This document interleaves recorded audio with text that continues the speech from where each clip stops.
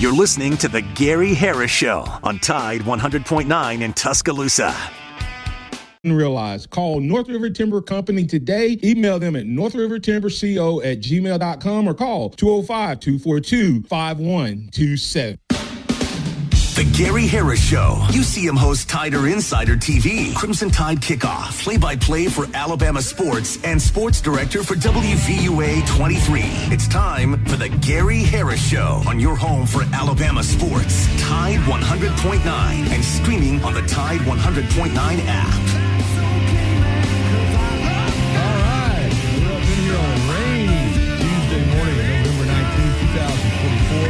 Welcome into the Gary Harris Show. I'm your host, Gary Harris. Chase Brumfeld right there, manning the controls, taking your phone calls on the Pinnacle Park at North River Hotline at 205-342-9904. Be careful if you're out there driving. It's raining hard enough that there's some slick spots in the road. And, you want to keep your distance from the vehicle in front of you because you never know when you're going to hit a slick patch and hydroplane possibly, or your brake skid. So just be aware of that. It hasn't rained much lately, so we haven't had to deal with much rain. But rainy out there this morning, so do be careful if you're out on the streets and highways in interstates driving. So welcome into the program. And we got a show on tap for you this morning that we're still kind of working on. I'll explain in just a moment. But first, I do need to tell you this hour of the Gary Harris Show being brought to you, as always, by my good friends at Alabama Credit Union. Member-owned and not-for-profit. It really is a better way of banking. I mean that wholeheartedly. I've been a member, and I would love for you to become a member too. Your trusted partner for financial success. Embrace financial well-being with Alabama Credit Union. Go to alabamacu.com. That's alabamacu.com. Alabama Credit Union. Loans for real life. Some rules and restrictions do apply. See if you're eligible for membership. Then join today and feel good about your money. And pull extra change in your pocket. All right, the lineup for today. I know we got Drew DeArmond at 9:30. All right, the Rocky Man is going to be with us. Kayla Anderson from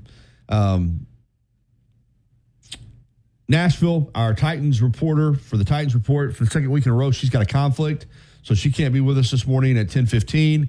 And so I am trying to find a second-hour guest, and I've reached out to Josh Wright, head coach at Tuscaloosa Academy. Of course, he's working at TA, and I don't know, he might be an assistant coach told me he might be on a field trip. Not been able to catch up with him. I'd like to get Josh on. They play in the third round of the state playoffs in Class 2A on Friday night. If we can't get up with Josh, I'll try to find somebody else for that second hour. I'd like to have a second-hour guest. If not, you'll just have to make do with Chase and I. But we do have some sound for you this morning as well. Yesterday was press conference day at Alabama for Kalen DeBoer, Kane Womack, the defensive coordinator, and Nick Sheridan, the offensive coordinator. I've sent Chase all that sound. So I know Coach DeBoer's been played a lot, so we may play the coordinators for you. We've got them ready to go as well. So your phone calls are welcome, as I said, on the Pinnacle Park at North River Hotline at 205-342-9904. Again, that number, 205-342-9904. We would love to hear from you. College football playoff rankings come out tonight for the third time, and it'll be interesting to see where Alabama's at. They're up to 7 in the polls. Will they be up to 7 in the playoff rankings? I don't know. The playoff rankings have been different than the polls. That's for sure. So we'll keep an eye on that for you tonight. Clearly, Alabama, controls its own destiny, in my opinion. If they win these next two, I think they're in the college football playoff. Of course, if they win these next two, there's a chance they'll be in the SEC championship game, a good chance. And if that happens, there's some people that are saying, well, what if you go and you lose the SEC championship game? I'm just going to be honest with you. If that precedent is set that you could play in your conference championship game and go into it in the playoff and then lose it and be out of the playoff, I do think that's going to set a bad precedent. Hey, Chase, Josh Wright just texted me back. He's been driving a bus this morning, so he probably couldn't mess with the phone while he was driving the bus, but I think he's going to be good to go with us at 10:30. So we'll have him on to talk TA football. But as far as Alabama is concerned, at Oklahoma on Saturday night, then the Iron Bowl has been set for a 2:30 kickoff a week from Saturday, November the 30th at Bryant-Denny Stadium on ABC. This interesting note, it'll be the first time in 30 years that ABC has had the Iron Bowl. 1994 was the last time. That one was over in Birmingham, won by Alabama over Auburn. 21-14 was the final. Some recruiting news, and we'll talk to Drew about this. 4-star safety Ivan Taylor has flipped his commitment from Michigan to Alabama. He's the son of former NFL quarterback Ike Taylor. He plays for West Orange High School in Winter Garden, Florida, 6 feet, 174 pounds. And as a senior, he recorded 50 tackles, 6 tackles for loss, and had 4 interceptions. And Alabama needs a safety. So this is a nice pickup for the Crimson Tide on the recruiting trail. Basketball, Alabama drops down to number 8 in the latest AP poll from number 2. Makes sense. They lost to Purdue on Friday night. They play Illinois on Wednesday night, tomorrow night. So Alabama basketball dropping down in the latest rankings. Bryce Young will start again for the Panthers. That has been made official by head coach Dave Canales on Monday. And the Panthers are playing the Chiefs, and the Chiefs are coming off a rare loss. So Bryce will be tested, but he's been playing well as of late. So that's some good news there. Last night in Monday Night Football, the problems continue, the woes, if you will, for the Dallas Cowboys. At home last night playing DeMeco Ryans and the Houston Texans, and this one was turned out to be a blowout. Cowboys hung on there for a while, but what are you going to do? I mean, I'm just going to be honest with you. The Cowboys just aren't talented enough to compete with these teams with the injuries. And, you can say all you want about Mike McCarthy. Right now, their players just aren't as good as most of these teams are playing against. Texans beat them 34-10. All right, we're off and running on the Gary Harris Show. We will have Josh Wright, it looks like, at 10:30, Drew DeArmond at 9:30, and right now we're going to jump out on the Pinnacle Park at North River Hotline, and Jim is going to lead us off. Good morning, Jim. Hey, how you doing? Good. Hey, I was listening to a radio talk show from Atlanta today. A couple of guys on there, and they was talking sports, but as far as they're concerned, they don't want Georgia to make it to the SEC game because they think it's a liability. Well, and I'm saying that because it's the same situation in Alabama. Yeah, I get it. I mean, here's 2 different ways to look at it. Number one, as I said, if you let's say you're 10-2 and you're in the playoff or appears you'll be in the playoff, and you go play in a conference championship game and you lose, and that keeps you out of the playoff, then there's going to be a major uproar, as there should be. And all I'll say is I guarantee the players and coaches on these teams want an opportunity to play for a Southeastern Conference championship if they can get it. I think that still means something. And I understand fans, media types saying, oh, it'd be bad to go, but I don't think the players and coaches approach it like that. And Alabama's 30 SEC titles. And if they have a chance to win a 31st, I think they'll be excited about playing in the game. Plus, there is a payoff. A lot of this, we don't want to go to the championship game is again, I don't think teams look at it like that. I think the players look at it, we're going to go over there and win. I don't think they look at it as we're going to go over there and lose because if you win, there is a payoff. You win the conference championship and you're a top 4 seed and you get a bye in the playoff. So, but all the teams that don't make it to the championship games get a bye too. They get the bye the week that everybody else is playing for the championship. So they all going to get a bye. It's just plus if you get the bye, say you're Alabama and you're number 5 or 6 or 7 or 8, you get a bye, and then you get that home game. So, I agree with you. I mean, I'd rather see them go and win it, but at the end of the year, if you had a choice, the players had a choice, okay, you get to either have the national championship or you get to have the SEC championship. Which one do you want? I guarantee you that. Well, they're going to say they want both. I mean, again, you don't have a choice. You don't have a choice. That's the thing about it. Yeah, so there's no need, thinking about it like that. If you're a player, if you qualify for the SEC championship game, you're going to go. You're going to play. You're not going to veto it and say we're not going to go. So let me ask you this. Yeah. Everybody, if you read these playoff scenarios and everything else, everybody's almost like putting Texas in there. They're playing at Texas A&M, right? And it's a big rivalry. They are. So yeah.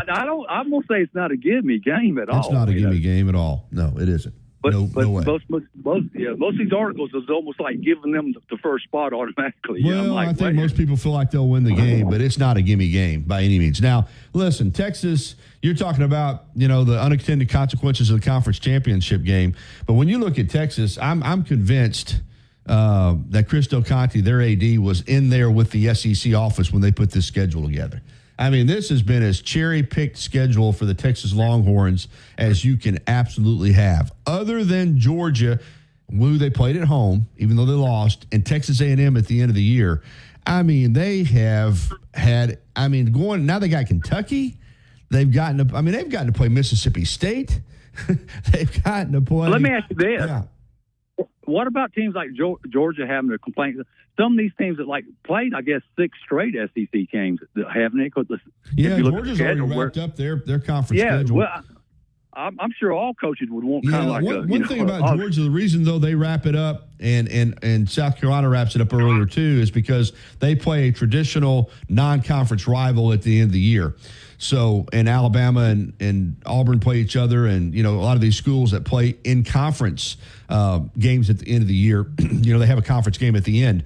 But Georgia has to wrap theirs up. South Carolina has to wrap theirs up. Florida will wrap up theirs quicker because they have a non-conference game at the end of the year. But yeah, if you're Georgia right now, you feel pretty good about going 6-2 in the league and being done. Yeah, if Missouri goes 2-0, if they beat Arkansas and Mississippi State, Alabama's in. Now if they lose to Mississippi State, which is the opponent of Georgia's, okay, and beat Arkansas, then it's assuming Alabama wins out, the rest of their games, they would be in a tie. Yeah, I think what I read, and I did try to spend a little. I don't usually get into this stuff, but I spent a little time on it on Sunday night. If Missouri beats either Mississippi State or Arkansas, and Alabama wins its last 2, I think Alabama's in. I think Missouri'd have to lose both those games. Well, no, the way it is, Steve, because Mississippi State is an opponent of Georgia. If Missouri beats Mississippi State, the least losses Georgia could have would be 34 losses, and Alabama would have 33. I think it's winning percentage, Jim. I think it's based on. Well, that's what I'm going by. Yeah, I'm going by. They play 64 games each. Conference games. Well, they play 8. But all the opponents combined, it'd be like everybody will have 64 conference opponents. Well, if Mississippi State loses, that gives Georgia. The best Georgia can do right now, the best, mathematically, is only have 33 losses. So if Mississippi State gets beat by Missouri, that gives them their 34th, and the worst Alabama could do would be 33. But if Mississippi State wins, then Missouri has to beat Arkansas, or Alabama would have 34 losses and Georgia 33. But then if Missouri beat Arkansas, they'd both have the same amount of losses, and it'd go that point differential or whatever. Yeah, well. Well, Alabama's in the driver's seat. Assuming that Missouri can take care of business, but who knows? But then, Well, it'll play out, and we'll deal with it. Hey, thank you, Jim. All right, man. Appreciate it. All right, we're going to go ahead and take one more call before we get to the break because we got Digger raring at the bit here. Probably didn't like it that I said Texas cherry-picked their schedule. Go ahead. You really know that, or do you? No, I don't. I don't think they really did. But I said it feels like they did. I'm sure they actually didn't. But I do think the SEC appears to me to have said, well, Texas is coming in the league, and even though we're glad Oklahoma's coming in as well, we're going to go ahead and make sure Texas has got them a really good schedule they can navigate. That is not factual, and it's irresponsible for you to bring that up on the air. No, now, it isn't. Let me ask you something. I'm being dead serious about this. Would you rather play Oklahoma and Auburn back-to-back, or would you rather play Oklahoma and Georgia back-to-back? Okay. Well, would you rather play Michigan, or would you rather play Wisconsin? Oh, I don't think there's any difference between Michigan and Wisconsin this year. I'd just assume play Michigan as Wisconsin. Absolutely. Well, then why are y'all beefing up about the the schedule. We can't do anything about No, the you schedule. All we can't. can I'm do going is to say, just listen, win it out. because this is talk radio, Digger, and you know that. And also, I know that, but then you got an idiot from Alabama and Georgia It has been a talking that well crap. laid out schedule for Texas. Now, I'm with the previous caller, Jim. I think you guys are going to have your hands full in College Station, my friend. That's fine. We know that too. You know, you're not going to say anything about we're having to play Arkansas at home again. They're And then we gotta Arkansas. play A&M. Rivalry or not, And- Arkansas is not And good. Texas A&M at home again. Okay, so those are back-to-back home games for them.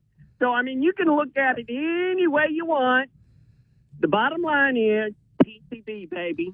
Take care of business. Hey, we could have Alabama and Texas in the SEC championship game. What do you think about that? I'm wishing on that so bad. I'd much rather play y'all instead of Georgia. Okay? So be careful what you wish for, because it'll probably happen. So, yeah. Alabama's got Looking forward 30 to SEC that. at 30 SEC championships. They're not shying away from anybody, Digger. I promise you that. Oh, yeah. If they get in that game, they're going to That's show because up. you never played Texas either. If Alabama makes it to that game, they're going to be there. I promise you, they'll show up. Yeah, you be there, but I'm just saying. You won 31 without Texas being there. And listen, for you old folks out there counting that natty in 1964 when we beat y'all in the Orange Bowl, come on. Oh, That's not a natty for you. When Namath That's an AP voting scored on stuff. Novus and they took a touchdown away, you counting that one? Yeah, that I game? saw that play. You stopped him dead When cold, Namath- and you when got a Namath problem scored- with that. When Namath scored the touchdown to win the game. Yeah. Yep. All right, I got you. All right, Digger. Let's hit the break. 9:22, and we do have Josh Wright confirmed for 10:30 this morning, so that's good. We'll talk a little TA football. They're in the third round of the Class 2A state playoffs. We'll be right back with more of the Gary Harris Show after this.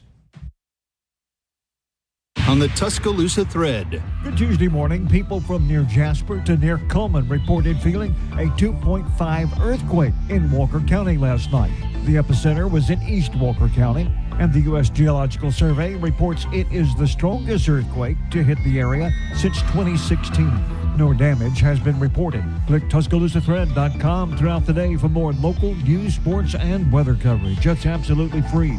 Don Hartley, Town Square Media, Tuscaloosa. As much as Innisfree has evolved, it will always be that place to escape and have a good time. Whether it's for a game day weekend, to reminisce on college days, or to create new memories, if you're looking for a good time, there's only one thing to do. Head to the Free at 1925 University Boulevard. And don't forget about the Lucky Lunch Meat and 3 special, Monday through Friday from 11 a.m. until 2 p.m. Get a meat and 3 vegetables for just $8.49. Or for a lighter appetite, try the Lucky Lunch soup, salad, or sandwich combo. I'll see you at the Free. Life doesn't wait for when your finances are in perfect order. It just happens. But no matter what surprises come your way, Alabama Credit Union will be here to help make it affordable with great personal loans, mortgages, and auto loans. They offer an easy application process and fast decisions so you can stay focused on feeling good about whatever life brings your way. Alabama Credit Union will be here to help make it affordable with great personal loans, mortgages, and auto loans. Alabama Credit Union, loans for real life. Visit alabamacu.com to learn more. Some rules and restrictions apply. See if you're eligible for membership, then join today and feel good about your money. Since 2011, Billy's Sports Grill, located on Main Avenue in historic downtown Northport,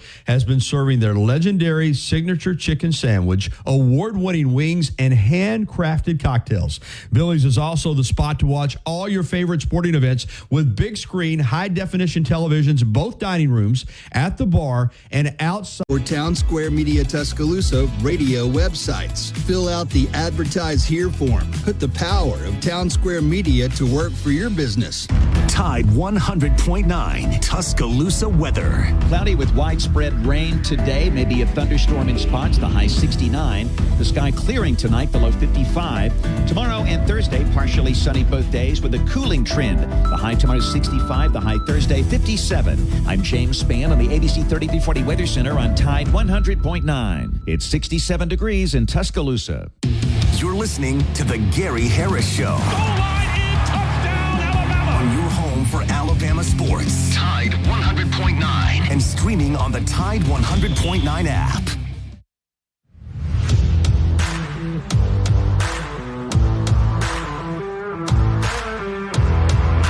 All right, 9:26. Welcome back into the Gary Harris Show here on Tide 100.9 FM and 1230 AM WTBC. Hey, the YMCA of Tuscaloosa is a great facility to help you get fit and reach all your fitness goals. Also has a terrific staff, unbelievable personal trainers. I really think if you struggled to reach your fitness goals, personal training could be the ticket for you. All of the Wise trainers are certified and ready to help you right now. The YMCA of Tuscaloosa open 7 days a week, 2300 13th Street downtown, 205-345-9622, YMCATuscaloosa.org. The Y is ready for you when you're ready for the Y. All right, getting back into this discussion about the SEC championship game. Jim called in concerned about it. It is an unintended consequence of where we're at with the money grab that's going on. Conferences don't want to do away with these conference championship games because they provide an excellent stream of revenue. But yet, when you have divisionless football and 16 teams, 18 teams in the Big Ten, I'm not sure that you need a conference championship game, but you have it. And also you have discrepancies in the schedule. All kidding aside, Texas caught a good draw this year with the schedule. Indiana caught an incredible draw in the Big Ten. An incredible draw. Now, they do play Ohio State, but prior to this point, it's been one losing record after another that Indiana has faced. So that's just part of it. Georgia in this particular year caught a very tough schedule. Now, they benefited for many years from having played in the Eastern Division, which was always, it seems, for the last 15 years, easier than the Western Division. But this year, Georgia caught a tough draw. They had to go to Alabama. They had to go to Texas. They had to go to Ole Miss. That's not easy. But that is the way it's going to go, and it's going to be that way as long as you've got 16 teams and you're only playing 8 conference games. Conference draw is going to be a big part of, I think, how your team does. If you catch an easier draw as far as the schedule is concerned, clearly, then you'll have a better opportunity than if you don't, and that's just the way it is. All right, 9:29, we'll take a break, come back with the Rocket Man, Rudy Armin, talk more Bama football and basketball next here on the Gary Harris Show on Tide 100.9 FM and 1230 AM WTBC, your home for Alabama sports. Tuscaloosa's Old Colony Golf Course is an 18-hole championship layout designed by 1976 U.S. Open champion Jerry Pate. Director of Golf John Gray and fitting specialist Bob Montgomery are PGA certified. Mike Shivitz is the head professional and director of the Tuscaloosa Junior Golf Program. Call today to secure a tee time. Experience the wow factor. Contact Shoot Masonry and Specialties at 205-887-3807 today and unleash your home's full potential. Los Tarascos has been serving Mexican favorites like burritos, fajitas, and quesadillas since 1999. Their new location is at 4100 Owen Parkway in Northport. And, of course, you can find Los Tarascos in Tuscaloosa at 110 Skyland Boulevard. The bar areas feature big screen television so you can enjoy your favorite sporting events. Los Tarascos features daily happy. Yeah, you do. Get Black Friday savings now with free delivery and financing on select appliances this holiday at the Home Depot. Offer valid November 6th through December 4th. U.S. only. See store online for details. The best station in the state, breaking down Alabama sports. Tide 100.9 and streaming on the Tide 100.9 app.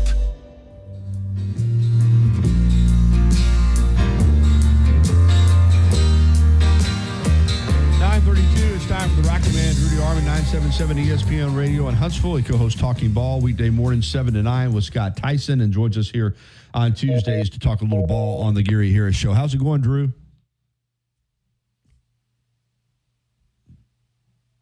I think that was my fault, Chase.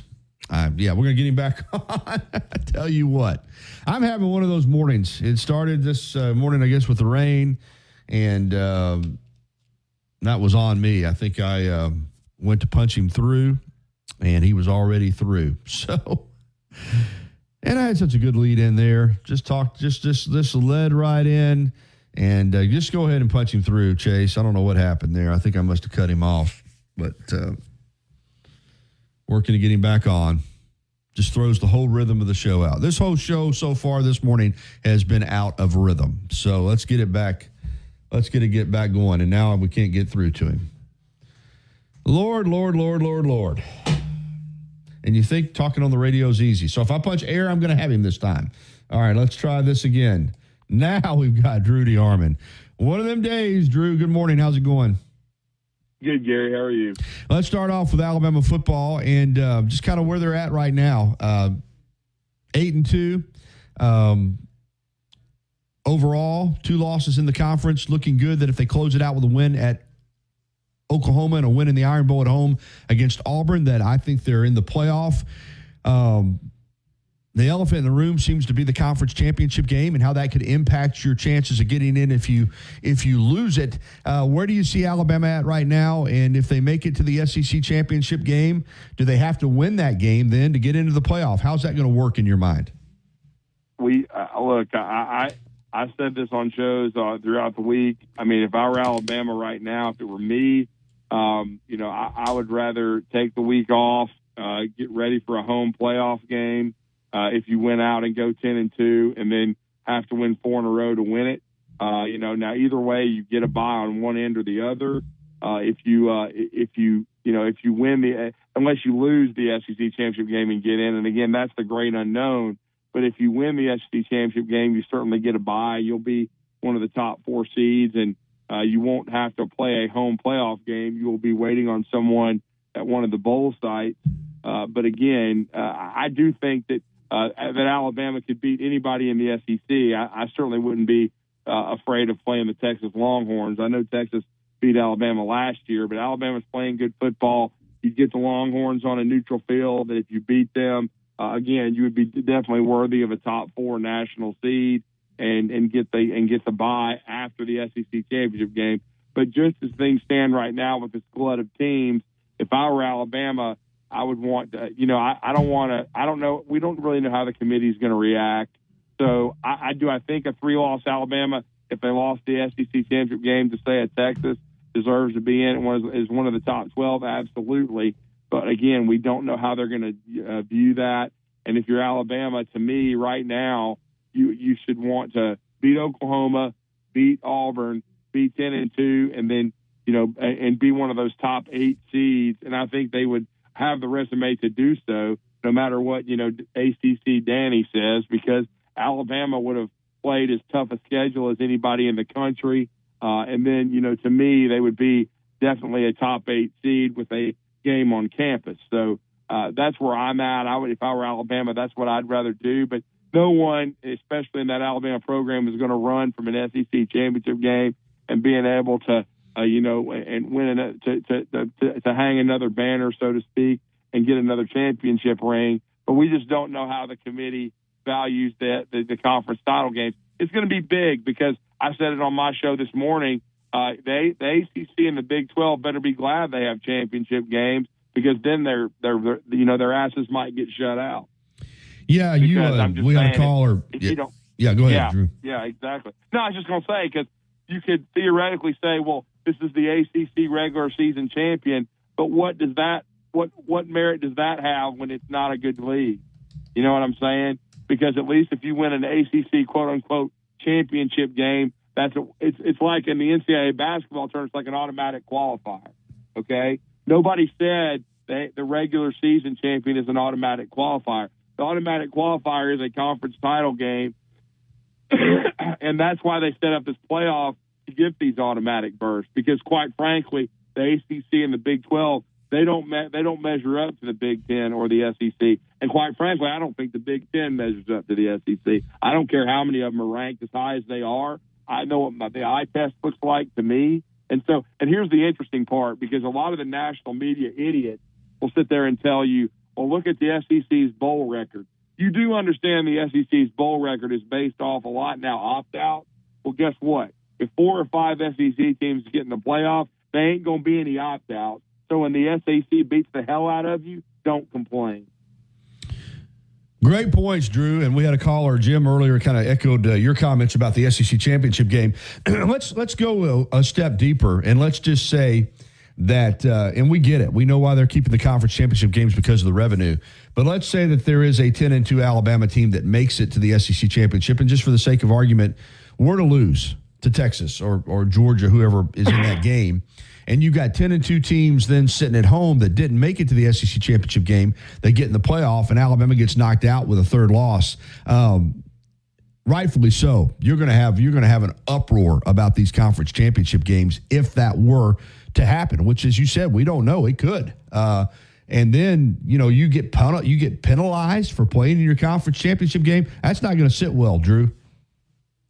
No, it won't. And so that's where the committee is going to have to really do their due diligence. And again, I think Army's a great story. We're the home of Army football here at 97.7 The Zone, but they're not a playoff team. And, that's probably going to be ended after this weekend against Notre Dame. I'd like nothing better than for them to beat the Irish and knock the Irish out, but I don't see it happening. And so and the thing is, Notre Dame's only loss is to a Northern Illinois team that's a mid-level MAC team that's 6-4. So they really have to take a look at strength of schedule. You know what I'm saying? And in certain cases, and it's gonna, if it doesn't happen this year, it'll happen in a season down the road. The SEC is going to have a better league, and they're going to have a 3-loss team. Heck, right now they're not going to make the SEC championship game, but we talked about this on the show. A South Carolina team that has a chance to go 9-3 if they beat Clemson. That 9-3 South Carolina team or this Missouri team is very likely going to end up maybe as a 9-3 type squad. Both of those teams would win the Big 12 or the ACC. Drew DeArmond with us, talking a little ball here on the Gary Harris Show. The next two games for Alabama, you certainly can't take either one for granted, beginning with Oklahoma on Saturday night. Now, this Oklahoma team has not been a great football team this year, but you and I both know they're a proud program. They've got Alabama coming in. It's going to be a night game there in Norman. They're going to be ready to play. Well, no question. They have a really good defense under Brent Venables, as you would expect. They've got a good pass rush. They've got a Bama guy in Todd Bates as their D-line coach, who was a really good player at Alabama. He came over from Clemson with Venables. They're really good in their front seven. Their back end isn't as good. So Alabama should have a chance to make some plays. They've got good rush defense, but this Alabama offense seems to have found their identity with this multifaceted running game. Milroe getting into a rhythm, using his legs early, and then being able to get the passing game going. And then the big thing, too, is the 24 turnovers, which is one of the, I think, in the top 3 nationally that Alabama's been able to do, is take the ball away. And Jackson Arnold had a tendency to turn it over for OU. They've had an offensive line that's getting better, but that has been struggling some this year, that they tried to rebuild through the portal. Their running game hasn't been great. Alabama needs to continue to make Oklahoma one-dimensional, make Jackson Arnold beat them, and Jackson Arnold has been very turnover prone. So, Alabama, it's pretty simple, the formula. Milroe has to take care of the ball. He has to, make throws that are there, not turn it over. And then they have to outrush Oklahoma, which they should be able to do in this game if they execute. And then they got to win the plus-minus. If they win the plus-minus, there's only one game where they've won the plus-minus and not won the game, and that was against Tennessee, and they played probably their worst half of offensive football, if not their worst game of the year against Tennessee. Tennessee's defense had something to do with that, but they did not play well. They should have been up multi-scores at halftime by 2 to 3 scores and had that game almost put away. They did not. And then against Vanderbilt, they weren't able to turn Vandy over, and we saw how Vandy was able to dominate time of possession and win that game. So Alabama's just got to take care of business. I think they're in a really good spot right now, the way they're playing in all 3 phases. It's not going to be an easy game at OU. I picked Alabama to pull away in the second half and win 31-13. I think they can do so. I just think they're the better team right now, and Oklahoma's still a banged-up group. And then you've got the Iron Bowl next week, and we'll see where Auburn is. Auburn's trying to get to bowl eligibility, and they've got to win out and win these last 2 games against quality opponents in Texas A&M inside Jordan-Hare, and then coming to Tuscaloosa a week from Saturday. Drew, let's get to a little recruiting. And, of course, a lot of Alabama fans alarmed that in less than a week, Alabama lost 3 ESPN top 300 players. Caleb Cunningham flipped to Ole Miss.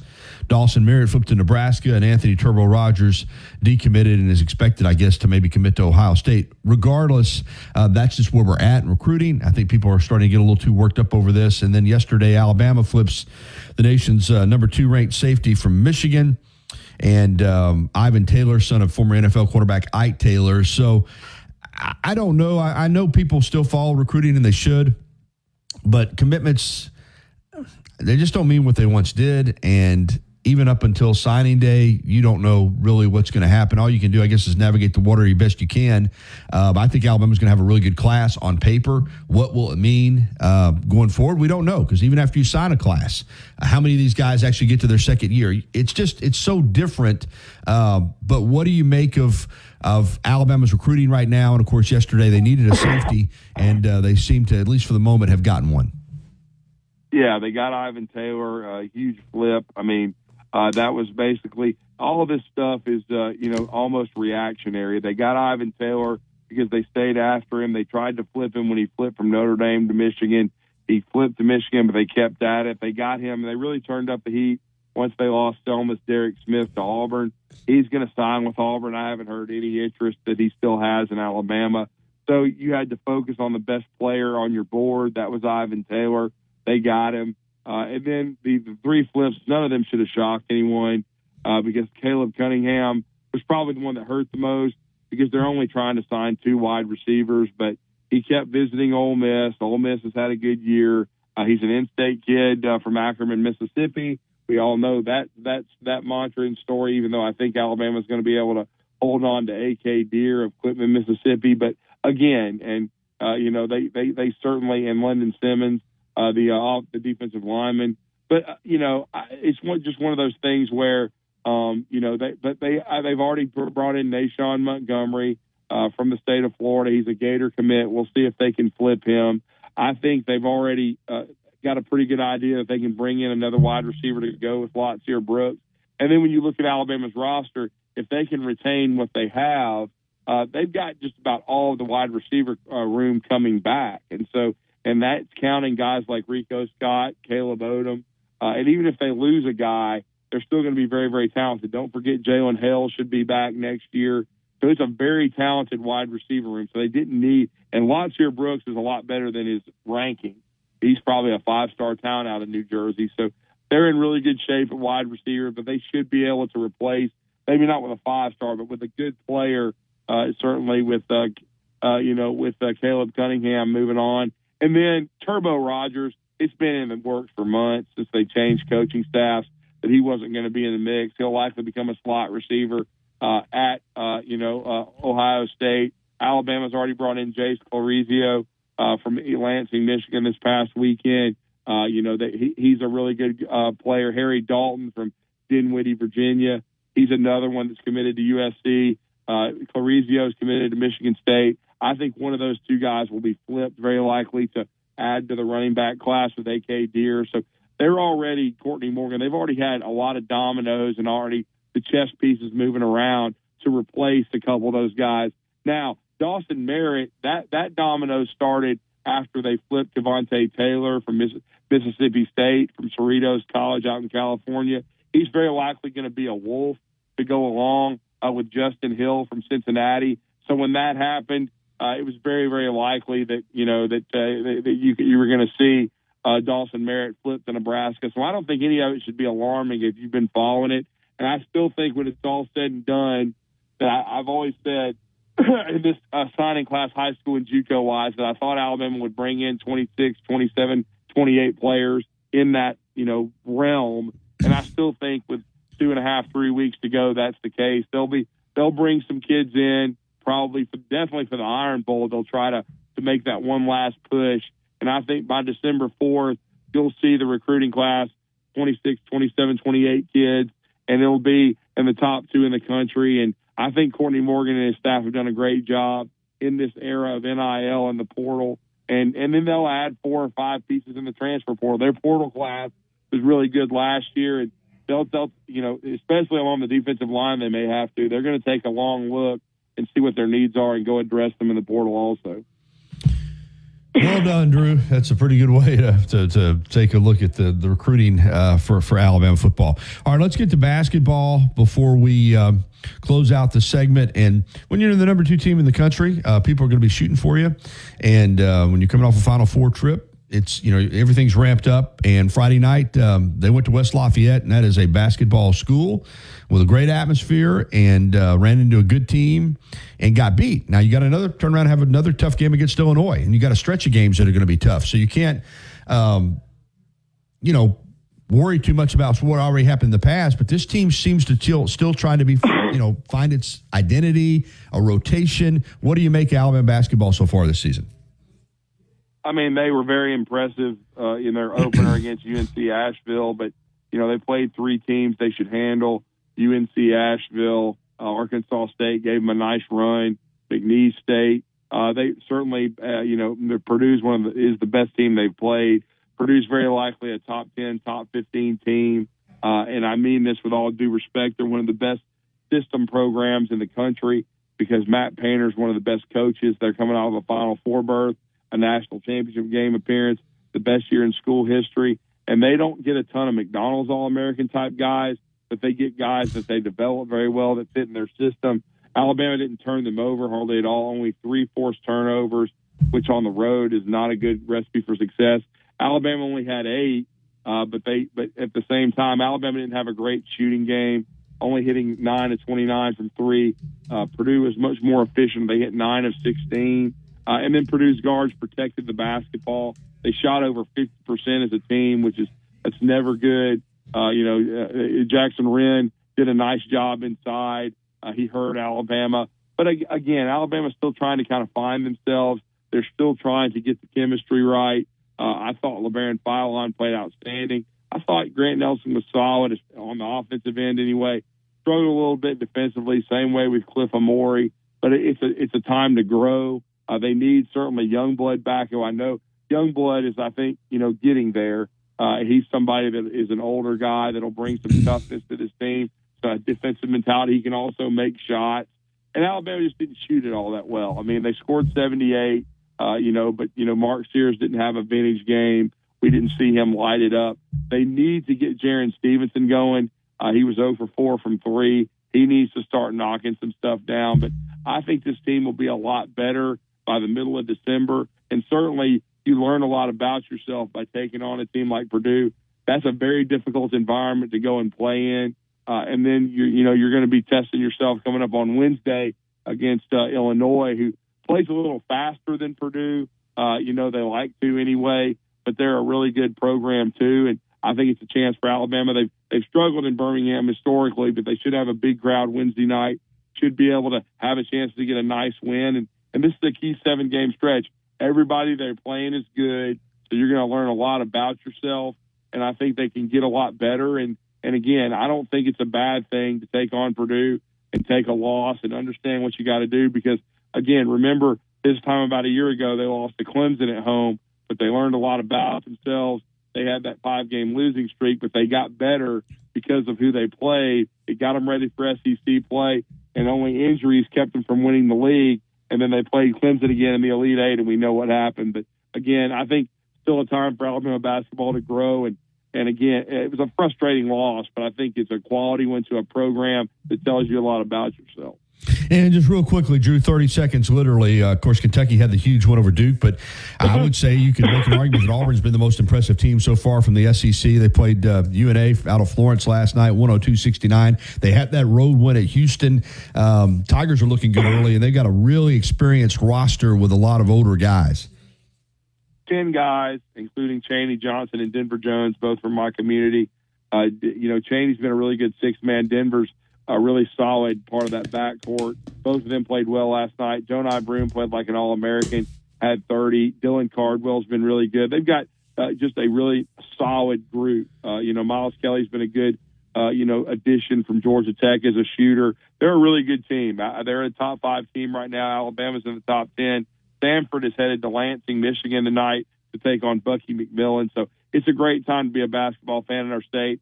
And I thought Alabama and Auburn both had really good early signing periods. Alabama signing 3 top 75 players in Davion Hannah, Amari Allen, certainly, and then London Jemison. So I think Alabama's program's in great shape right now. Hey, great segment as always, Drew. I got to hit the break, but thank you so much, man. Thank you, Gary. All right, it's 9:53. We'll come back and wrap up hour number 1 right after this. If you haven't already, you've got to try Tuscaloosa's unique breakfast, brunch, and lunch concept. Brick and Spoon, downtown Tuscaloosa, Timerson Square. It's fresh food with a Cajun flair featuring a full bar with build-your-own Bloody Marys and mimosas. Open daily, 7 a.m. until 2 p.m. Available for after-hours. Discover better living at First and Main. Visit firstandmaincondos.com or call 205-657-7465. Mention you heard about us on the radio and receive 1 month free rent. Tide 100.9 Tuscaloosa weather. Cloudy with widespread rain today, maybe a thunderstorm in spots, the high 69. The sky clearing tonight, the low 55. Tomorrow and Thursday, partially sunny both days with a cooling trend. The high tomorrow 65, the high Thursday 57. I'm James Spann on the ABC 3340 Weather Center on Tide 100.9. It's 68 degrees in Tuscaloosa. Covering University of Alabama sports, as well as the national and local scene as well. The Gary Harris Show, only on Tide 100.9 and streaming on the Tide 100.9 app.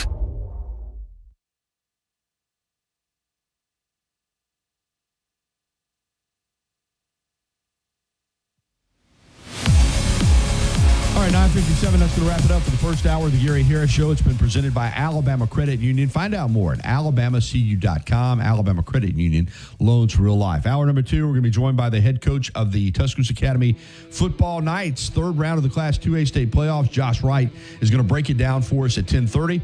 Also, more of your phone calls, and we'll get to some of that coordinator audio from Nick Sheridan and Kane Womack as well. All that coming up in the second hour of the Gary Harris Show right here on Tide 100.9 FM and 1230 AM WTBC, your home for Alabama sports.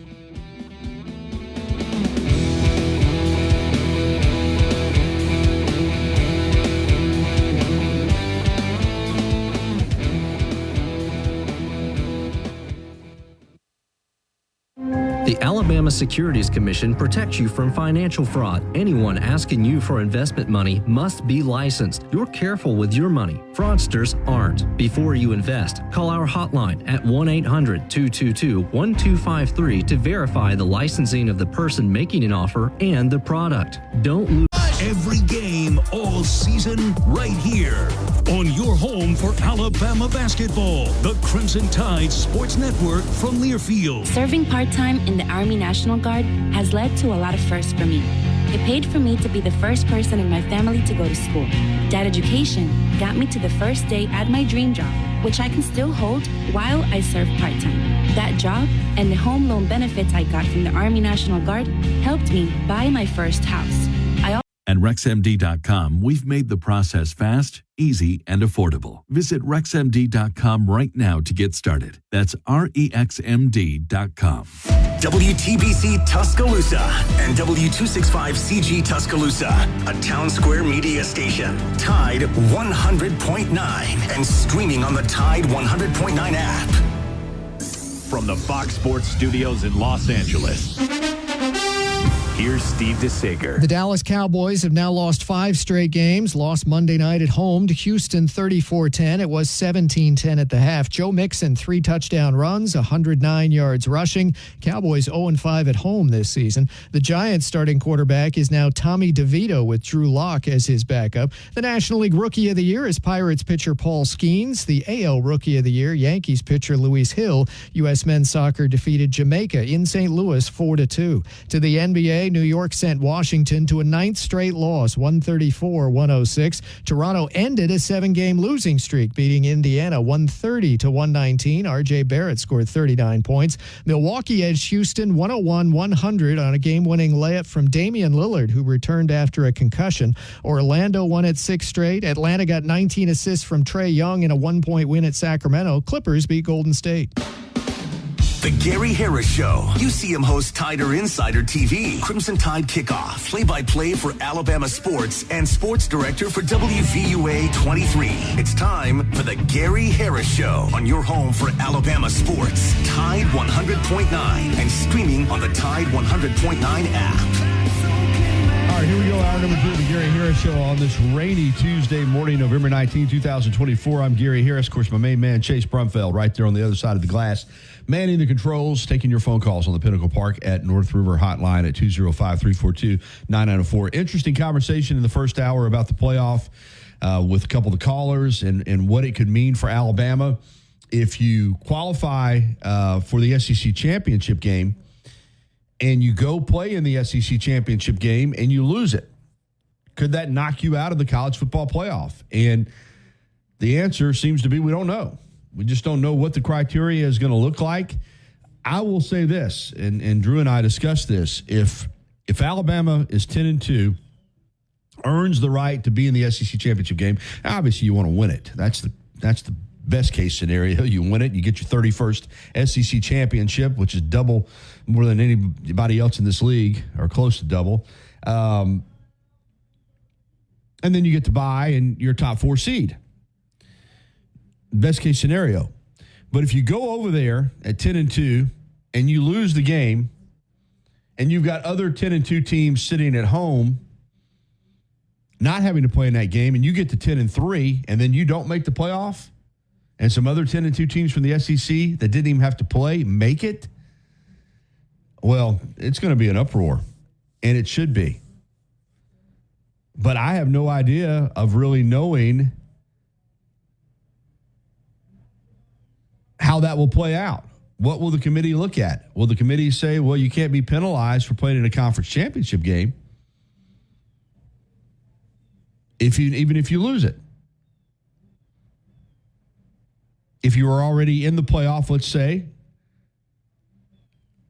can you be knocked out by losing that game? That doesn't seem fair, but we don't know. But I will say this again, from a coaches and players perspective. Coaches and players want to compete. Coaches and players want an opportunity to win a conference championship. So, and you don't have a choice anyway. If you qualify for the game, you got to go play. But I guarantee you, if Alabama gets that opportunity, they're going to look forward to going over there to play Texas or Texas A&M or Georgia or whomever the team may be. Alabama will never shy away from an opportunity, nor should they. So I'm pulling for Alabama to get to the SEC championship game. And as we've said, it appears that if Alabama wins its last 2 games, more than likely they're going to be in, barring Missouri losing both to Mississippi State and to Arkansas. At least that's the way I read it. All right, let's take some phone calls here in hour number 2, and we're going to start off with RV, and then we'll get to Philip. Hey, good morning, RV. Hey, Gary. I just want to make one comment about the playoff scenario if you lose, and thinking about this committee.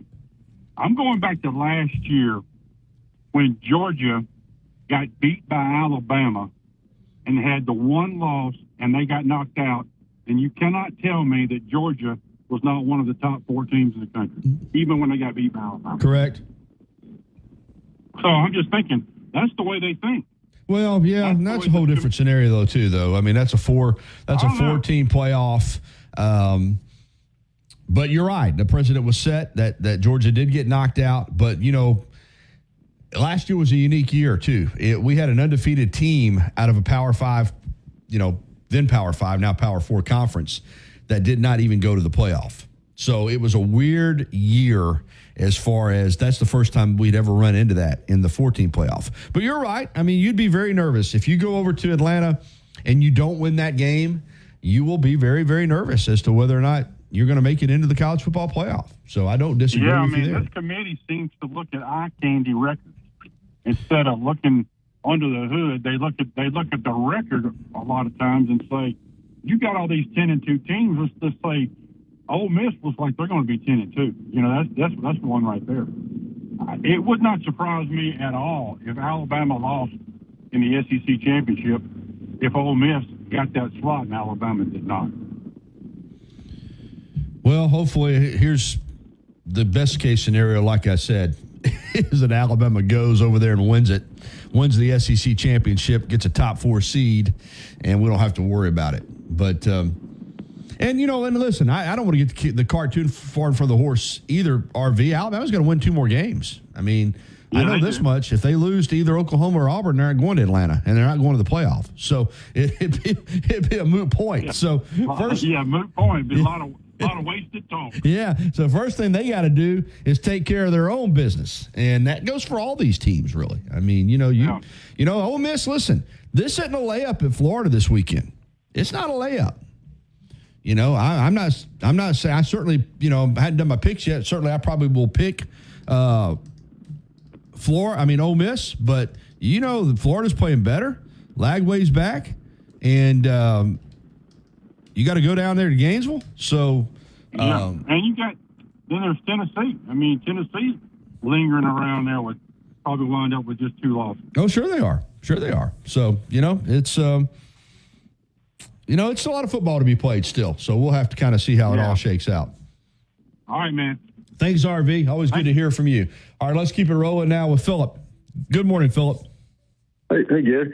I think this to me reminds me so much of last year about this time. We had a bunch of teams that were bunched up, you know, capable and potentially about to make the playoffs. And if you remember, this time last year, Alabama was still sort of climbing and didn't really get in position to do anything until they beat Auburn that last game. So that just proves there's so much left to be played.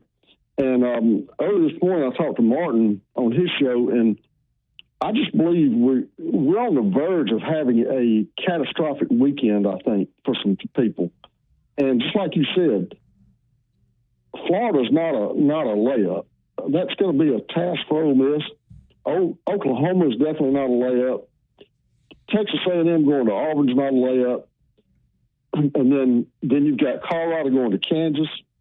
You've got a potential trap, whatever it is, up at Yankee Stadium with Army and Notre Dame. You got Penn State at Minnesota. I think we could have a crazy weekend. Could.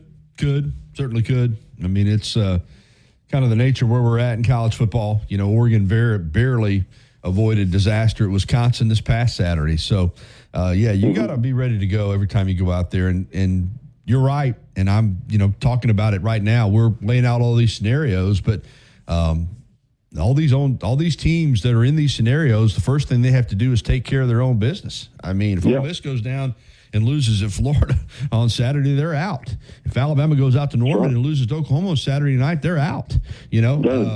So you can't. We get to do this because we're fans and sportscasters and all that. I guarantee you the players and coaches can't do this. They can't look at scenarios. They can't worry about what might happen. Or all they can say is we got to win the game we're playing. And we have seen this season that if you don't approach it that way, you'll get your rear ends beat. You got to try to find a way to win the game you're playing that weekend. And if you're not ready to go, you can lose. And that goes for just about anybody in the country. That's right. Well, I hope Alabama will come out with the same mentality we've got that we've had since the Missouri game. It's been, to me, this offense is sort of simplified. It's been efficient. It's been way more efficient, but it's become a little bit simplified and more automatic and a lot more efficient to me, just in my opinion. I'm just Joe fan, though. What do I know? Well, you got it right. Your opinion is as important as anybody else's. That's what I like to say about. That's one good thing about Sports Talk Radio. No one's opinion is any less important than anybody else's opinion, and that's what we do. We talk about it, we discuss it, and you always bring statistical data to the table, Philip, which makes your calls very, very interesting. I appreciate it. Now, Gary, next week Thanksgiving's on Thursday. Y'all will be off. Yeah, and then what are y'all doing on Friday? If anybody shows up here on Thursday, they won't find me here. I promise you that. Yeah. Tell Chase not to show up. Chase, don't be here Thursday now. Now, the 29th, what will y'all do? On that Friday, I don't know yet. We'll have to. Don't know yet. I think in the past we've done shows on Friday, and then we've not done shows on Friday. So I'll just have to. A lot of it's set by the station management. So I don't know yet to answer your question, Philip. Yeah. All right, Jerry. Have a good one, man. Talk to you. All right, good to talk to you. Perfect timing there on that phone call. 11 minutes after the hour of 10 o'clock, and we've got Josh Wright, head football coach at Tuscaloosa Academy, coming up at 10:30, and they get a rematch. They get to play Pisgah, who knocked them out last year in a memorable game, 36-29. The rematch, that was at Pisgah. The rematch is going to be here at TA, and a spot in the Class 2A semifinals will be on the line. So can't wait to visit with Coach about that. Also, in the next segment, of course, when we get phone calls will trump anything else. 205-342-9904 is the number to the Pinnacle Park at North River Hotline. But we will also get to some coach audio from Alabama coordinators at the press conferences yesterday. But before we do that, a word about Pinnacle Park at North River. Located north of the river, Pinnacle Park is set on a private 9-acre park. These luxurious townhomes are expertly crafted and unique in their design. So in other words, they're not cookie cutter. They have different styles, different layouts. And this is luxury now. I mean, this isn't just like I said, your run-of-the-mill homes. These luxurious townhomes are incredible, and they're for lease right now. You can find out more at pinnacleparknr.com. Go to the website, check them out, take a look at these beautiful, beautiful homes. Incredible neighborhood. Like we said, gated, safe, pool with a pavilion. You have to see them to believe them. Pinnacle Park at North River, near beautiful Lake Tuscaloosa. Find out more at pinnacleparknr.com, or you can give them a call to set up a tour. And Carson Palmer and the folks there at Pinnacle Park will take care of you. The office phone number is 205-310-7100. Or Town Square Media Tuscaloosa radio websites. Fill out the Advertise Here form. Put the power of Town Square Media to work for your business. Tide 100.9 Tuscaloosa weather. Cloudy with widespread rain today, maybe a thunderstorm in spots, the high 69. The sky clearing tonight, the low 55. Tomorrow and Thursday, partially sunny both days with a cooling trend. The high tomorrow 65, the high Thursday 57. I'm James Spann on the ABC 3340 Weather Center on Tide 100.9. It's 68 degrees in Tuscaloosa. Follow the Crimson Tide on their journey to another national championship. Touchdown, Alabama! On your home for Alabama sports, Tide 100.9, and streaming on the Tide 100.9 app.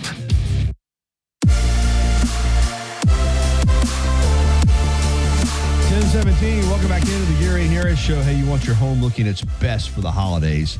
Houston Hydro Steam and Carpet Cleaning can help you with that. Quality work you can stand on. Houston Hydro Steam has been serving the Tuscaloosa area for 40 years, providing the best carpet and upholstery steam cleaning services to thousands of homes and businesses. You don't stay in business for 40 years as a locally owned company unless you do it right. Free estimates. They'll let you know ahead of time what to expect. Call today, 205-553-9460, 205-553-9460. They can also take care of all of that grout in your showers. That's Houston Hydro Steam and Carpet Cleaning. Quality work you can stand on. All right, we're going to get to a little audio from Nick Sheridan, Alabama offensive coordinator, from the press conference on Monday, breaking it down and looking back at getting to use all those quarterbacks, all four of those quarterbacks against Mercer, and then also looking ahead to Oklahoma. Here's Alabama offensive coordinator Nick Sheridan from Monday's press conference. You got a chance to see some of your backup quarterbacks play in this game against Mercer. I'm just curious to get your thoughts on how they played. Yeah, I thought all of them did a nice job. Certainly there was learning moments for each one of them, but as far as just execution and moving their unit, I thought those guys did a nice job. And, every snap that you get is invaluable for their growth and development. I thought all three guys did a nice job. Jump to the format and go to Katie. Jalen's one of the few players in SEC history to have 15 passing and rushing touchdowns in a season. Just what makes his skill set so good in both areas, and maybe how have you encouraged him to embrace both roles as a quarterback? Well, he's uniquely talented, his ability to throw the football and obviously his speed and quickness as an athlete. And so, I think what you're trying to, encourage all the players is to continue to grow, continue to develop, identify the things that are your strengths to build on them, and then identify things that you can improve on and try to make those your strengths. And so I think he deserves so much credit for the work that he's put in throughout his career. Becoming as good of a football player as he possibly could be. So, he's had production in both areas, and, the more you do well, both as a unit and as a player, the harder you are to defend. So I think that's the goal for each player in each unit, is to do a lot of things really well so that you're tough to defend. Go to Charlie back up right. Yeah, hey, Coach, just when you watch Oklahoma, what kind of jumps off the page about their defense? I think obviously the schematics are one thing, but I think, with their coaching staff and their history, just the way that they play, and, I say that in the highest of compliments, the toughness, the effort, the swarming to the football, the physicality with which they play. I just have a ton of respect for their players and their staff on how they play.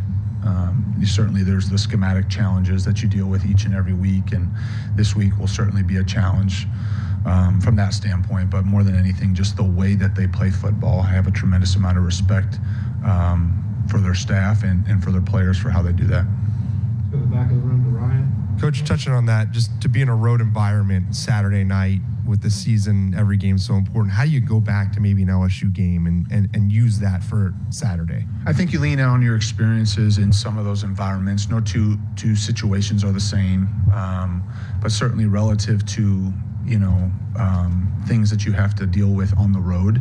I think each time that you're able to do that, you learn, you grow, to just help you handle those situations a little bit better. And certainly this will be an electric environment and against a really quality opponent. Do you have any other questions? Let's go to Mike Ronak here in the middle. Just beyond Ryan and Jeremy, just what did you see out of the receivers that got into the game beyond them? Yeah, I thought there was a lot of players, not just receivers, tight ends, running backs. There was a lot of guys that touched the football, which was great to see. And so I think you see some of the flashes with some of the young receivers that we have in our program. The Caleb Odoms, the Rico Scotts, some of those guys that have been, have played some this year, certainly. But you can see some of the talent, some of the explosiveness, some of the ball skills. And there were other guys as well. There's been, there's certainly guys that have played a lot of football, but there were some young players that I thought went in there and did a nice job, and continue to grow, practice really hard. Coach Shep, coaches the heck out of those guys. And so, we're encouraged by some of the young skill players, and not just at wide receiver. I think tight ends, running backs, there's some good young players in our program. There's no doubt about it. Cody. What's Richard Young showed you over the course of the season, just in terms of development? I think toughness. I think a physicality. He's a decisive runner. He runs behind his pads. He's a great kid. I mean, just, he's very well liked, not just by the other running backs, but by the whole team. And so you see that, he had a really tough, fourth down run. He ran through a guy. And he's done that. He's done that, back in spring practice and training camp. And so he's just a great kid and a really tough runner, and runs, like I said, runs downhill. He's decisive. He runs behind his pads. Let's go to Alex right there in the middle. What have you seen out of Parker Brailsford this season, and what kind of attributes makes him effective for a guy who's a little bit undersized? I think the thing with Parker is he has strength, and so, he might not be the biggest guy, physically, but he does play with power. He's got great body control and great balance. He's not on the ground very often. And he's got a great command of the offense, the communication. Coach Cap has done a great job. And even though there's similarities in what we've done in the past with, the offense that Parker was a part of the last few years, there's still a transition with some of the communication. I think Coach Cap and him have really just done a great job, making sure that we're on the same page, we're going to the right people. And so he's certainly a confident player in what we're asking him to do and the leadership that's required from the center position. But on top of that, his change of direction, his body and balance, body control and balance, I think is excellent. And he's a tough kid, plays hard. So, we like Parker a lot. Just kind of sticking with the offensive line, you guys having a lot of sack in back-to-back games. Have you seen the pass pro come along as the season's progressed? Well, there were some moments Saturday that I don't think that we were maybe as clean as we would like to be. I think I think pass protection really falls on all 11, falls on the coaching staff as well, of trying to minimize the opportunities that the opponent gets to really pin their ears back. And when you are in those moments, just being mindful of what you're asking your players to do. And so it takes all 11. It starts obviously up front. the identification, the technique, the fundamentals, but then the quarterback making sure that he's reading the play properly and getting the ball out on time, the running backs in their pass protection or their routes, and the skill guys of getting open at the right time in the right spots. And so when you're able to do that, then the quarterback's able to get rid of the football. Guys are open. So it takes everybody. Running the ball more effectively and efficiently certainly helps that as well. But that's certainly a key for us. And the team that we're going against this weekend has done a great job of creating pressure on the quarterback and sacking the quarterback. And so, that's pretty common in our league. There's no doubt with the fronts that you go against. And so making sure we stay out of some of those situations will be important.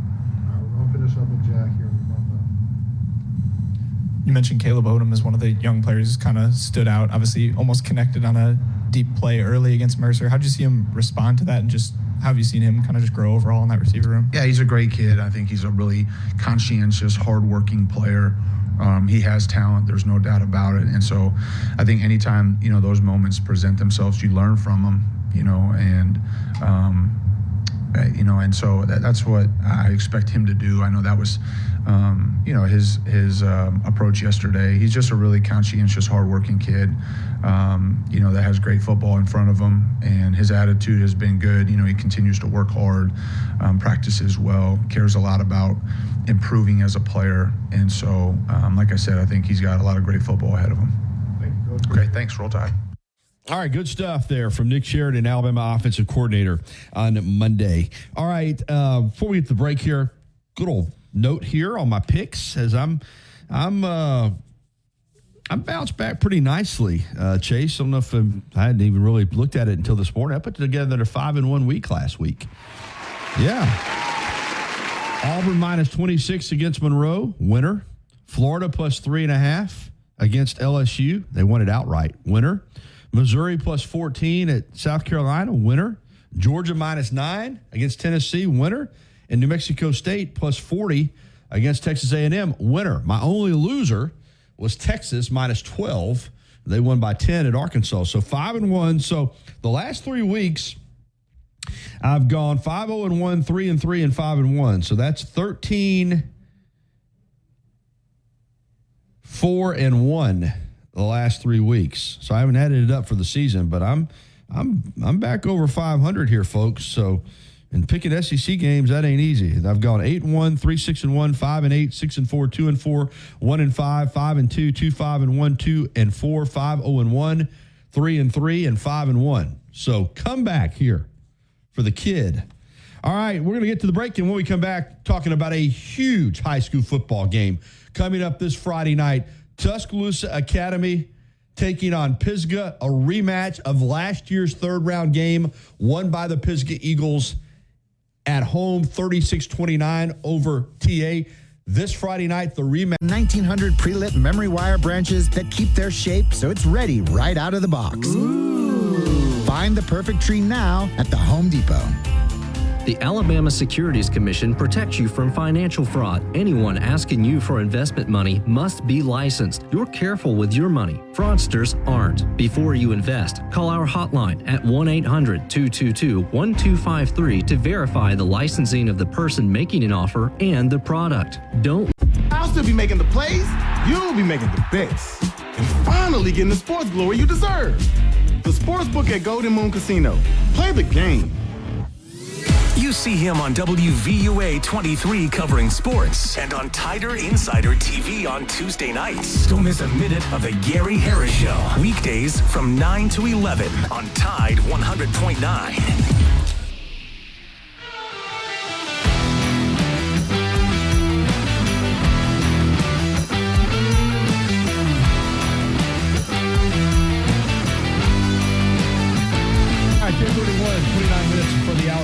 Welcome back into the Gary Harris Show, and we're excited about our next guest, Josh Wright, head coach of the Tuscaloosa Academy Knights. What a great season they've had so far, and they continue it on Friday night. Good morning, Coach. How are you? Hey, Gary. Hey, you doing good, man? Doing great, Sorry, man. Your calls earlier. I've been driving a bus this morning. Oh, yeah, man. You're working. Don't worry about it. I wish I Livingston, so I'm down here in the rain. Well, I should have gotten in touch with you last night because I wanted to get you on. No, you're good. It's fine. listen, if you're playing football at this time of the year, they're all big games. So I don't. You're in the third round of the 2A state playoffs. They're big games, but you really can't script this any better with what's on tap this Friday night in Tuscaloosa. You get Pisgah, who we know is an incredible football team, beat Fife. Their only loss was in the season finale against 3A Sylvania. They beat Aliceville 50-28. They beat Falkville 42-14. And last season, in the third round of the playoffs, they ended your season in a memorable football game at Pisgah 36-29. But this year, you get them at home. So if you're going to get to the semifinals, you might as well have to play a great football team to do it, and that's going to be the case here. It should be a great atmosphere for high school football. How excited are your kids for this opportunity? Oh, they're very excited. You know, and I talked to Coach Pruitt, Luke Pruitt, their head coach at Pisgah, and I mean, they're excited too. And, you know, they have a great, great football team. And everybody knew going into the season, the road to get where you want to get has to go through Pisgah. You know what I mean? Especially at the north. And like I said, they have a phenomenal coaching staff. They have a quarterback that is awesome. I mean, he's Mr. Everything. He runs it, he throws it, he plays safety. You know, he's a Division I player. But Luke Gilbert's his name. Right. But he's a great player. And, you know, at this time, you get to the third round, you're not playing patsies. That's right. You know, I mean, everybody's good and everybody can win. And, you know, we kind of accepted that. And, you know, being at home is huge, though, in the playoffs, especially with, you know, the weather and everything and how everything works out. But being at home is huge for us this season. Yeah, they've outscored their opponents this year 524-168. But let's be clear on this. TA's had a phenomenal season as well. You've outscored your opponents 430-193. Your two losses came in double overtime at Selligent, 46-44, and then to a really strong Coosa Christian team. Correct. But you've bounced back in the playoffs and blew out North Sand Mountain at home and blew out Susan Moore on the road. So this is a clash of the Titans. You mentioned their quarterback. Buddy, you got a quarterback too in Preston Lancaster, who you know he's right up there with anybody in the state. You've got a terrific, talented football team. I mean, this is what it's all about in high school football. Right. I know this is the cliche question, but I do want to know what are going to be the keys. What are you focused on Friday night to have an opportunity to beat the Pisgah Eagles? Well, number one is defensively, which Coach Spurgeon, Coach Lancaster, Coach Smith, Coach Jonathan Wright, Coach B. Todd, they have done a great job the last couple, weeks of getting our kids where they're supposed to be, alignment, assignment, and everything lined up right and getting to the ball. And we've been playing better defensively. But defensively is going to be the challenge against them. I mean, we got to score, but they are a very offensive run football team that they score a lot of points, but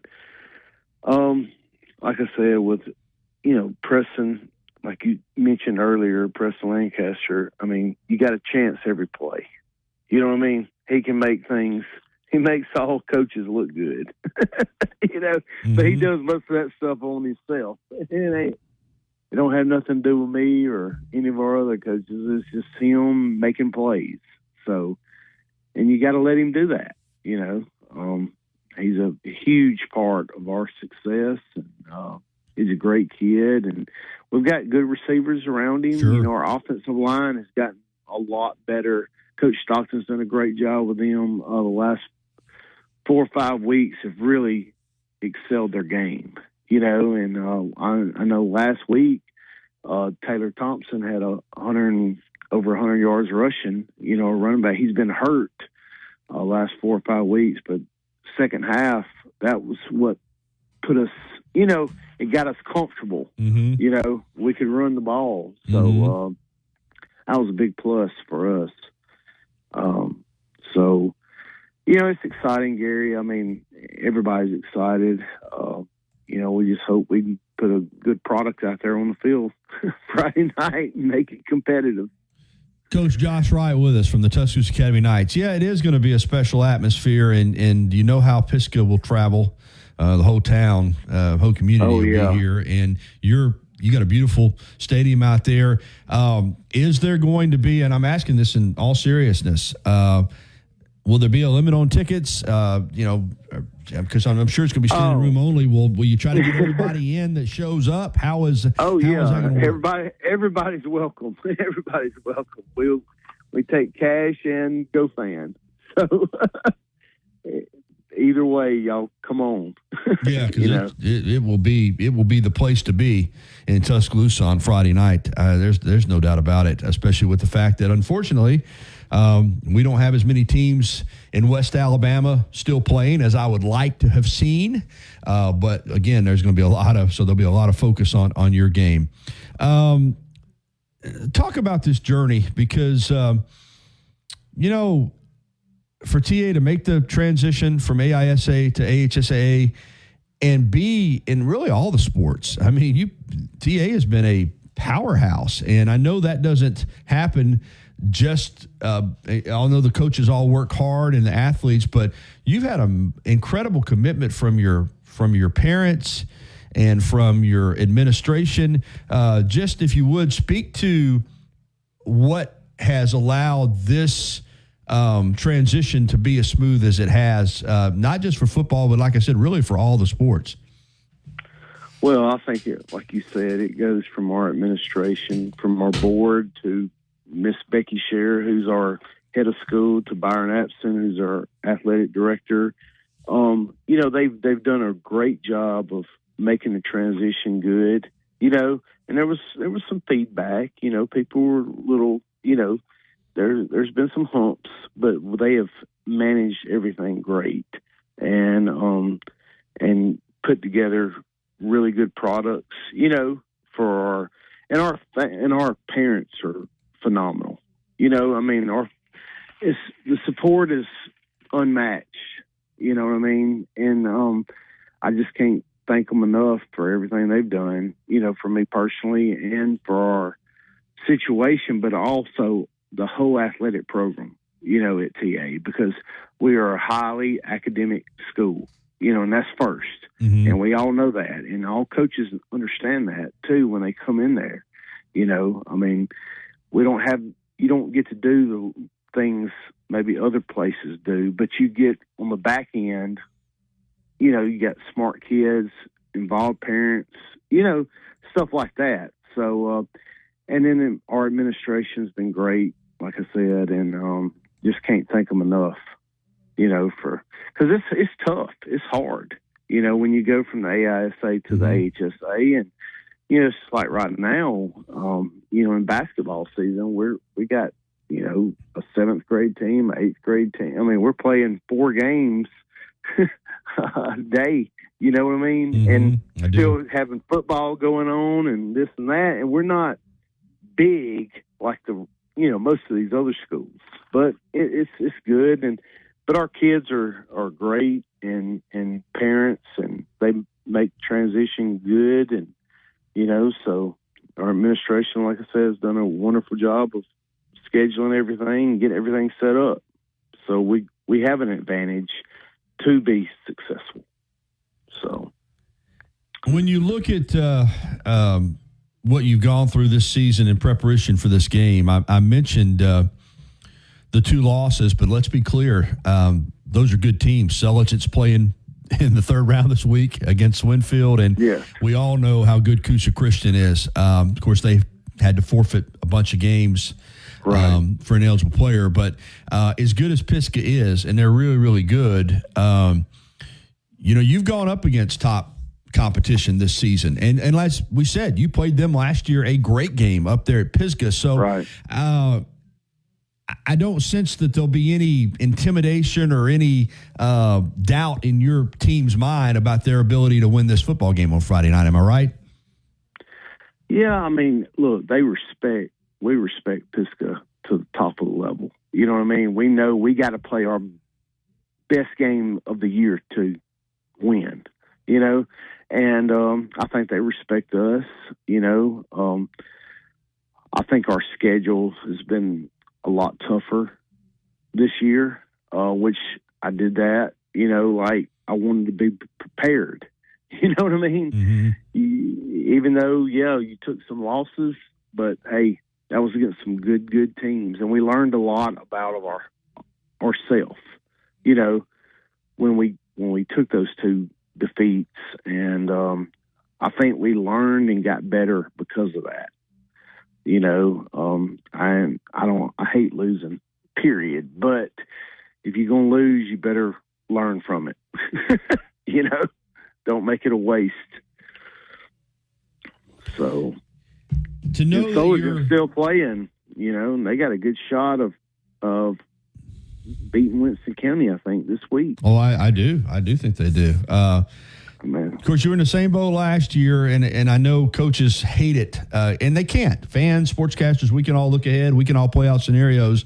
You gotta try to win the game you're playing that week. But being for the second straight year, to know you're 2 wins away from a spot in the Super 7 state championship games, do you allow yourself to think about that and what it would mean for TA to have that opportunity? Honestly, Gary, I hadn't. Okay. I figured you had not. I mean, honestly, you know, it's so, you think about it, but you don't think about it you being in there. Mm-hmm. You know what I mean? You think about more about like, oh, that'd be a cool atmosphere and stuff, but there's so many little things that have to go right, you know? And like I said, this game is so big that you don't even have any time to focus on anything else. You know what I mean? It's like, here's be where your feet are, you know, and embrace it. But our kids, I mean, they know, you know what I mean? Yeah. And and coaches, I mean, you know, if we were lucky enough to win, that hey, you got one more, and then you're there, you know. But everybody thinks that, but only 2 teams go. That's right. You know. Well, let me ask you this, because you already mentioned, and I think you and I have talked about this before. And listen, AHSA does a great job, man. Everything's smooth. Yeah. Their championships that they in all the sports, I think I put them up there with any state in the country. But there is a lot of crossover, and I still would love to see football push back a little bit. I'd love to see the season start a little bit later. I'd love to see it go a little bit further into December. Basketball push back, and baseball. I mean, right now, if you're playing in the state playoffs in football and you're one of these schools that have dual athletes, your basketball team's playing. It's suffering. You know, yeah, I agree. I agree. I mean, our head basketball coach is our receivers coach, Coach Hutchison. Does a great job with basketball and football, but he's strung out right now. Yeah. You know, because they and then most of our guys play basketball and baseball. You know, I wish they would push basketball back maybe to December. I do too. And then baseball back to March. Exactly. Because it's too cold. It's too cold and wet. I would love to see the calendar represent the sports. And I'm with you. It's just like with football. And again, you can't control the weather. But I can't remember. Now, maybe Friday night we're supposed to get some cooler temperatures. Friday night was the first cold game. Yeah, I can't remember a football season in the regular season where anybody's had to wear anything other than shorts and T-shirts. Yeah. I mean, and you worry about the heat, and we start the season up in August when it's the hottest time of the year. I just wish they would take a look at the calendar and say, we're going to let our sports represent. You know, some other states, Georgia, you know, they finish up their state championship games, you know, mid-December, week 10 days before Christmas. But anyway, and have the semifinals at the Dome. Yeah, that's right. So I mean, when I was coaching it is what it is. You got to play it like it is. But boy, I'd love to see the high school football season start maybe the second week in September. You know, let kids play football. I think it would be great after Labor Day. Yeah, because it would kids are busy. Mm-hmm. A lot of them are, and you want to keep them busy. It keeps them out of trouble and all that stuff. But they also need time to be a kid, you know, and coaches and me personally. I mean, you think June, July. I mean, we're so scared that we're going to miss a day. You know what I mean? Like, oh, we ain't working hard enough. Well, you know, burnout's a real factor in everything, for coaches, for kids, for everything. And you want to make it, you know, I think we've done a good job of keeping our kids fresh, you know what I mean, during the year, and not being so, I don't know, just everything on you at the same time, you know, because it's tough. It's tough. It's a long season. But you want to be playing the teams that are going to be in Birmingham, or be the teams that are peaking at the right time. I mean, it's inevitable. Let me ask you this, because coaches and, you know, you are the membership of the AHSAA. Has there been any thought process from the coaches to go to the organization and just say, listen, we would love to see the calendar more reflect the different sports, and we'd love to see, if you get into the playoffs in football, that your basketball team is having to, you know, recruit kids just to fill out a roster because so many of them are playing football. Yeah. Has there been any thought process to doing that? Really, Gary, nobody's really said a lot about it. Okay. You know what I mean? Because, and I know there's so many things, you know, that we see that we're like, why can't we do this? But there's other factors involved. Exactly. You know what I mean?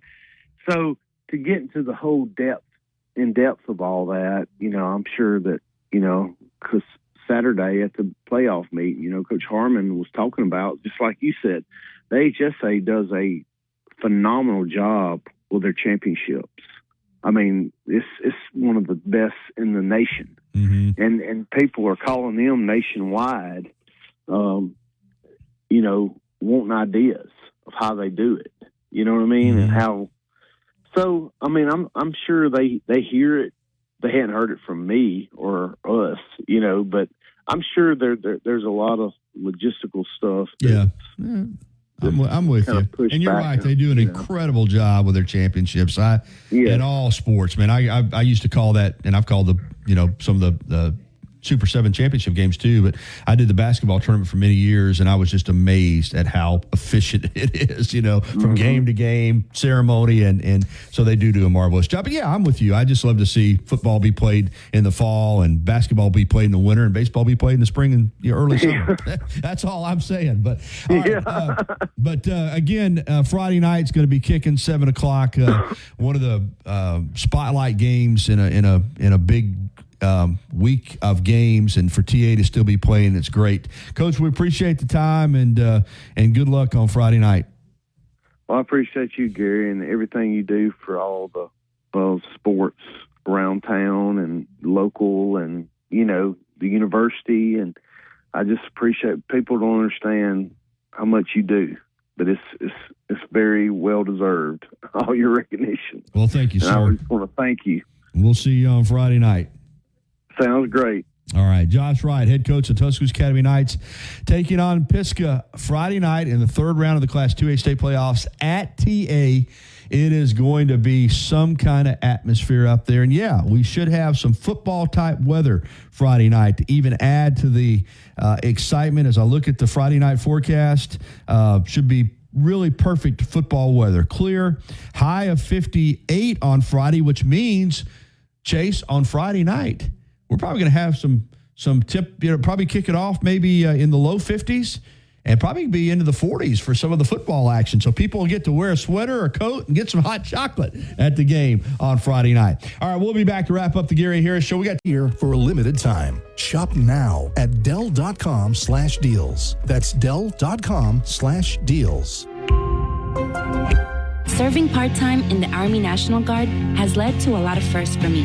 It paid for me to be the first person in my family to go to school. That education got me to the first day at my dream job, which I can still hold while I serve part-time.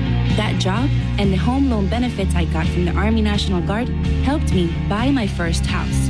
I also HILO.TV to start saving more on the TV you just can't afford to miss. And don't miss the epic return of Yellowstone Sundays at 8, only on Paramount Network. Tide 100.9 Tuscaloosa weather. Cloudy with widespread rain today, maybe a thunderstorm in spots, the high 69. The sky clearing tonight, the low 55. Tomorrow and Thursday, partially sunny both days with a cooling trend. The high tomorrow 65, the high Thursday 57. I'm James Spann on the ABC 3340 Weather Center on Tide 100.9. It's 70 degrees in Tuscaloosa. The best sports talk in the state. Tide 100.9 and streaming on the Tide 100.9 app.